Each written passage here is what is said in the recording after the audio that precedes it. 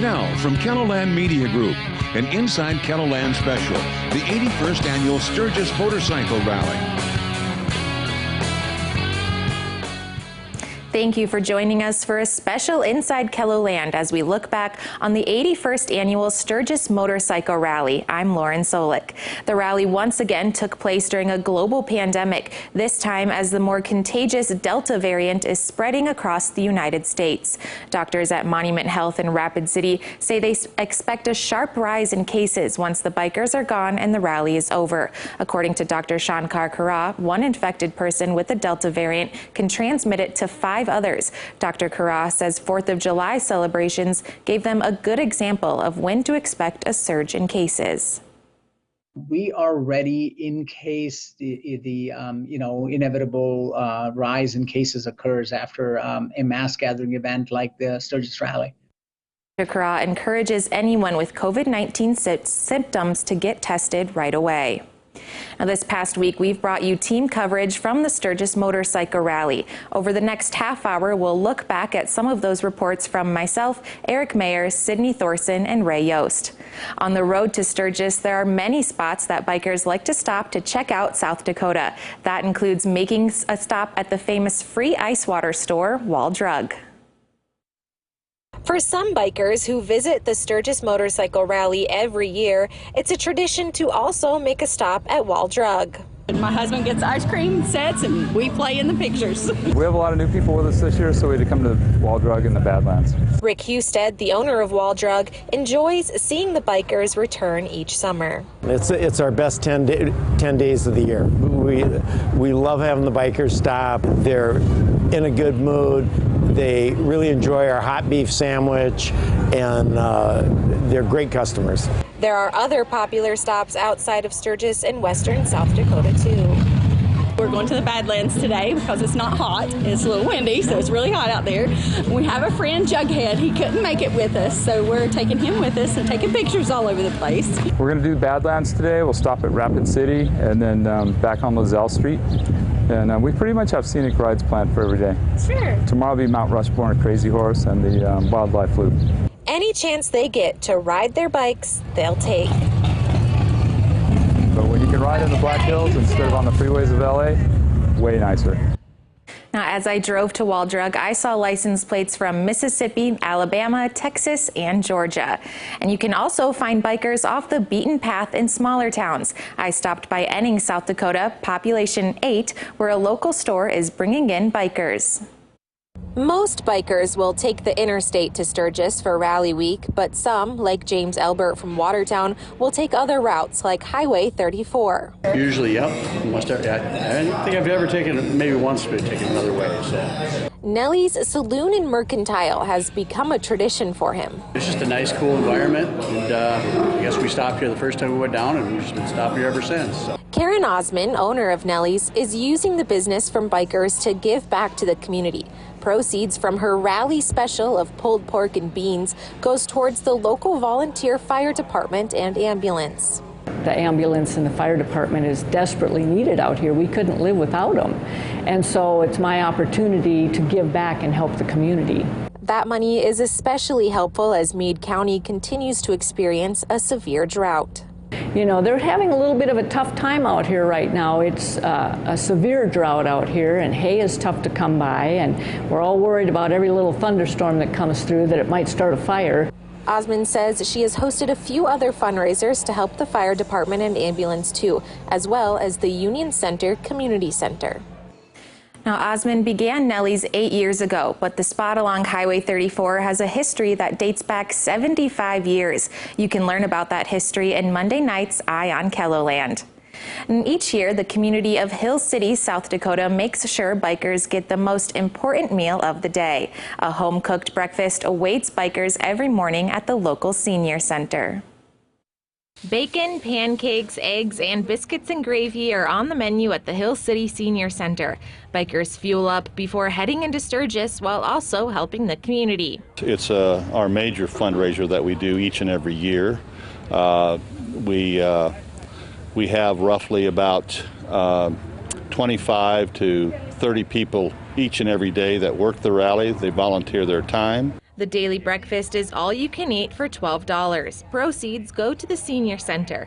Feddersen says last year they served more than 3,000 bikers. Breakfast is awesome. We've come here a couple of years and it's been very good every year. Have to come back every year. Yeah. Breakfast is great. We every time we come here, this is our first stop.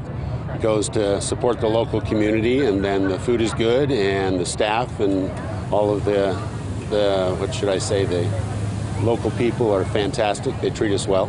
Now, in past years, the rally breakfast was held inside the senior center, but because of the pandemic last year, they moved the tables outside so people could enjoy their breakfast out in the fresh air. Last year was a little bit tougher because it was hard to get a lot of volunteers. So those of us that did, we worked more days than we normally do. And the pandemic hasn't stopped bikers from enjoying the home-cooked meal. Actually, last year was, with the pandemic, we had more than what we thought we were going to have. And so that surprised us. And this year, I would say we're running about what we did last year. On Sunday, the rally breakfast hit a new record by serving 418 bikers in one day. And there are all kinds of rally shirts, hats, and gear for bikers to buy to commemorate their time at Sturgis. But some people like to buy a more permanent souvenir. I checked out a tattoo parlor where it's not just the bikers traveling there for rally. On Main Street, Sturgis, you can find these steps leading down to the underground tattoo cellar. This shop has seen 24 years of Sturgis rallies. Most of the time, we're pretty busy down here. We got good artists from around the United States. They're consistent, they put out great work, and we back it up too. So. That's right. Down here, it's not just the bikers traveling from all over the country.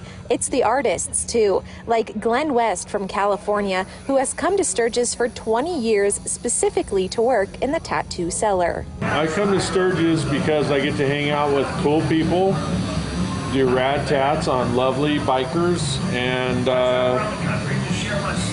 it's a sickness. You're just kind of addicted to Sturgis. So why is getting a tattoo a popular part of the rally? It could be a number of things. They could just be seeing people walking around, a whole bunch of people with tats. They could just finally want to make that plunge and they're here. Some of them want to symbolize coming to rally for the first time on their motorcycle and want to get something to remember it. And the types of tattoos people get can vary as well. I did a girl sitting in a skull last night, a naked girl sitting in a skull on a guy's chest. But then I did a butterfly and dragonflies just before that. As for safety measures during the pandemic, Richard Otten, owner of the tattoo cellar, says not much has changed. If they want to wear a mask, I'll provide one. You know, myself, I think I've already had it once, maybe even twice already. So, you know, and if I'm going to go, I'm going to go. In Sturgis, Lauren SOULEK, KELOLAND News. We're just getting started with our special Sturgis Motorcycle Rally edition of Inside KELOLAND. After the break, we talk with Sydney Thorson about the stories she covered during the rally next. Welcome back to a special Sturgis Motorcycle Rally edition of Inside KELOLAND. I'm Lauren SOULEK. All week, we've had several reporters covering the events happening at the 81st Annual Rally. And that includes KELOLAND's Sydney Thorson. She joins us now via Zoom from Rapid City. Thank you for joining us, Sydney. Thanks for having me, Lauren. And now, Sydney, you covered the rally during the pandemic in 2020 as well as this year. What differences did you see between the 80th and 81st? Yeah, so it was really hard to compare any year to last year with the beginning of the COVID-19 pandemic. But there were some big differences. So last year they canceled a lot of the big events like the opening ceremony and some of the big events that would bring people in close quarters together. Just to avoid that close contact and keep people at a decent distance away. This year, they did actually have all of those events going on. I would say I also noticed a lot less of the mask wearing and a lot less of people taking active health precautions just in the rally area and things like that. And it was just a lot busier. Last year, obviously, with the COVID-19 pandemic, people decided not to come for that reason. This year, more people did decide to come. I know we had some high expectations with bigger numbers. I will say it wasn't as big as the 75th as of yet, but it was definitely busier. And then according to some of the city's statistics, trash collection and vending licenses are also up compared to last year. So that was another difference. And then the Sturgis Police Department also mentioned that their arrests and their citations were actually down this year, but their number of calls were actually up. So overall, there were some major differences, I would say, with the COVID-19 cancellation of events to actually having those events this year and just more people. Right. Now, Sydney, you talked with two groups, Bikers Against Trafficking and West River Sex Trafficking Task Force, as they teamed up to spread awareness about sex trafficking and how people can help victims. Their goals are to give people knowledge of what to look for and to take action. Here's what one of the members said about the importance of their work. Bikers Against Trafficking was founded in 2016, and we were founded because we found a lot of people educating people and building awareness, but not as many people doing things. So we determined to be hands and feet. We wanted to get in there, make a difference. Sydney, can you tell us what you learned from those groups? Yeah, well, I learned those bikers are very passionate about what they do. They had two goals when they were at the rally this year. I would say one, to let people know what to look for, but also to report it, to take action. And so they had cameras set up, they were always watching. And some of the things that they told me that people should be looking for example, is just people, if you notice people with bruises on them or in the stages of healing, if you notice people being denied of maybe food or water or medical care, avoiding eye contact and things like that, people should be looking out for when, just walking in the Sturgis rally and things like that. And this year also brought a tribute to jet car speed racer and South Dakota native Jesse Combs, who died in a crash nearly 2 years ago. Women from across the country rode to the Buffalo Chip Campground for the Women's Day event. The goal was to empower women to ride motorcycles and work with automotives. Yes. The rally keeps us coming back. South Dakota rocks. We love South Dakota. Sturgis. I've been coming since 2006, and I will continue to come until I can't ride anymore. And so, Sydney, what did this event mean to Jesse Combs' family, and what do organizers hope to do in the future? Yeah, so this was the first Women's Day at the Buffalo Chip at the Sturgis rally, which is a big day for a lot of the women that I talked to. So I did speak with Jesse Combs' sister, and Jesse Combs passed away about 2 years ago. She actually rode, her sister Danielle actually rode on Jesse's bike on the Biker Bell ride, which is the Women's Day ride that women take part in, and it was a very special moment for her. She said that Jesse would have loved to see this day. Jesse would have loved to see this day and women feeling empowered to work with tools. And they had workshops there that had classes like Automotive 101. These women were learning how to weld and how to silversmith. But some of the bikers that I spoke to, like those women that were just on video, they just felt empowered. They felt empowered to be surrounded by these other women beside them on the ride and just working with them in the workshops. I feel like that was just a cool event for Sturgis to have this year. And as the motorcycle rally started, you actually got to witness something unique. Some people actually use semi-trucks to haul their bikes to Sturgis. This year, the Rapid City Regional Airport had 17 semis filled with bikes rolling in, which is a record high. Well, it's a lot easier than trying to haul it, and these guys did a great job. I mean, the bike is nice and clean and beautiful, and they insure it, so no hassle for me. Sydney, had you ever seen anything like that with all those semi-trucks bringing in motorcycles? Me, no. I've never seen anything like that before. I know that the airport has done that in the past, but this is the most semis that they've ever seen. So some of these semis held 30 motorcycles and just stacked on top of each other.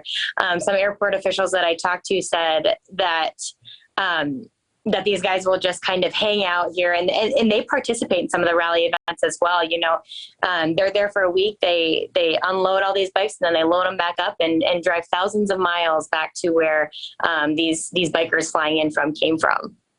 Well, thank you for your time, Sydney. And after the break, we also check out some of the KELOLAND.com originals our reporters were working on during Sturgis next.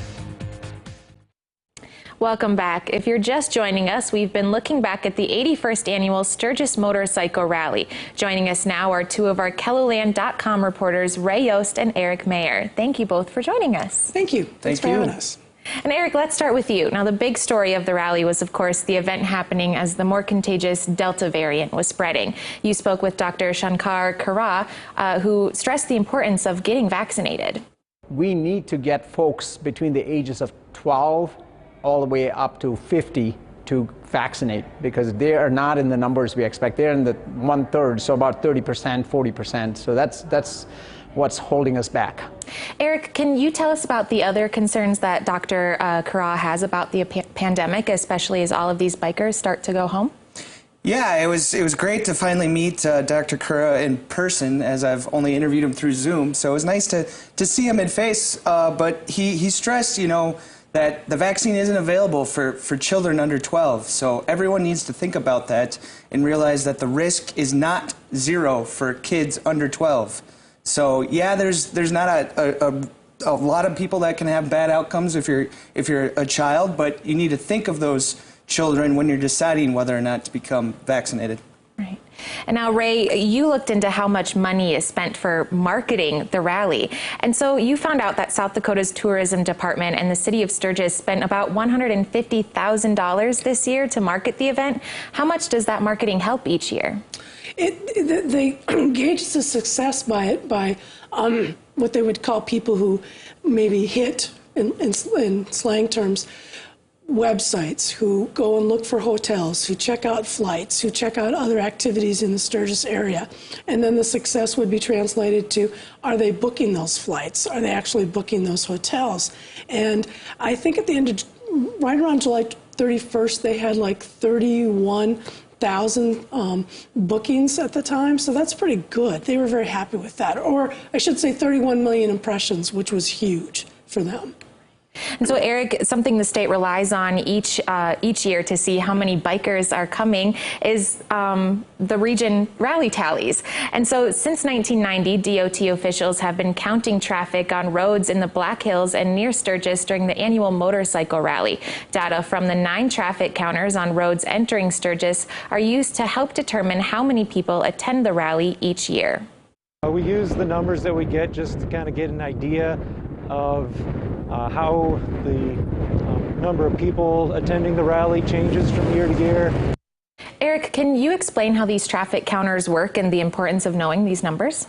Yeah, so this is a big thing, and that's kind of why I wanted to set this story up. Is they don't count the people one by one as they go, and there's 9 entrances into Sturgis, and they have these counters that when you drive over them, it sends a poof of air to the counter, and it's an engineer with a laptop goes out each day, plugs in, and gets the tally. And you know, what's really interesting about these is they help determine, you know, where are these major traffic points, and then they'll set up temporary traffic lights, which really helps make the traffic flow. And that was a big concern, was, you know, how do you add all this extra traffic? Getting around can be a pain, but the DOT really has it down, and they know where the pressure points are, and they're able to keep the bikers and non-bikers moving.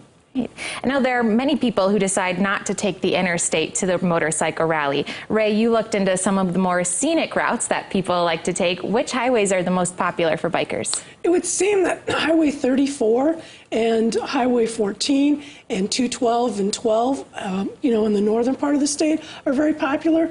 A lot of the rally goers, if they're from out of state, a good majority, I shouldn't say a majority, but quite a few are from Minnesota. So those are access points from Minnesota.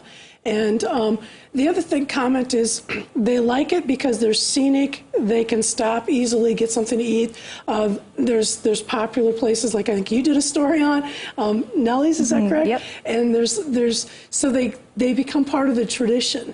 And the other piece of that is bikers or the rally goers are about 54 years old on average. So a lot of times, you know, all day being on an interstate, no matter where they're coming from, gets to be more taxing on their bodies. So they like getting off the road and doing the two-lane scenic ones. And for them, it's just relaxing and fun, and it's like having old friends. I was going to say, yeah, the biker I spoke to from Watertown takes Highway 34 every year to get to Raleigh. Yeah. So that's really cool that some take the scenic routes instead of the interstates as well. It was a fun story, and people are just excited to have them back each year. And so now something people may not always think about when it comes to big events like Sturgis is what to do with all the trash. Eric, you got to check out the Belfouche landfill where hundreds of tons of garbage ends up each year from the rally. Yeah, and this was just, you know, another follow-up to a story Ray did the year before, you know, saying where does all this trash go to? And I was able to go out to the Belfouche dump, which was, you know, about a 20-minute drive northwest of Sturgis. And the landfill guy there told me, you know, last year was his first year of the rally, and they would have 4 or 5 trucks, garbage trucks with 8 to 10 tons lined up at 5 a.m. just waiting to get into that dump. And, you know, that's on top of their everyday, you know, normal tallies. And it's been a busy year at the dump, and the rally just brings it on more. But they have it down to a science, and they cover it with dirt. And it was a smelly visit, but I'm glad I was able to see it in person, and it had an impression. Yeah, that was one I was jealous of, because last year I did the story how they used garbage to measure as one of the measurements for attendance in addition to the DOT one. So it's like, darn, you got to see the landfill. Well, but Ray, along the same lines as piles of trash are the piles of laundry that bikers go through. And so tell us about what you found out from one of the laundry stores in Sturgis. I was really impressed that Sturgis Laundry and Dry Cleaning is part of several sites the owner has. Clark Sowers, he tracks it by the pound. So they do wash and dry and fold, WDF, I've learned what that means now, and they maybe do up to 500 pounds a day or 400 pounds a day. And today I just actually got an email where he said, we haven't had time to do our WDF today.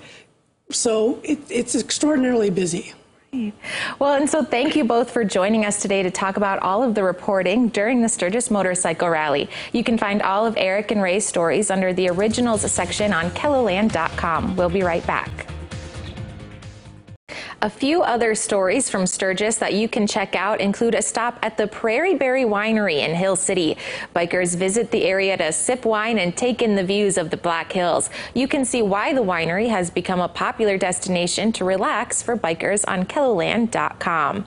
Another side of the Sturgis Motorcycle Rally, hundreds of people have gotten married at the event over the past few years. A big year was in 2015 when 122 marriage licenses were issued in Meade County. One officiant says the couples she marries are serious and often have heartfelt stories about their relationships. And that's all the time we have for this week's Inside KELOLAND. Thank you for watching. To check out all of our reporting from the Sturgis Motorcycle Rally, head to KELOLAND.com. Be sure to join us again next week for more of what's going on inside KELOLAND.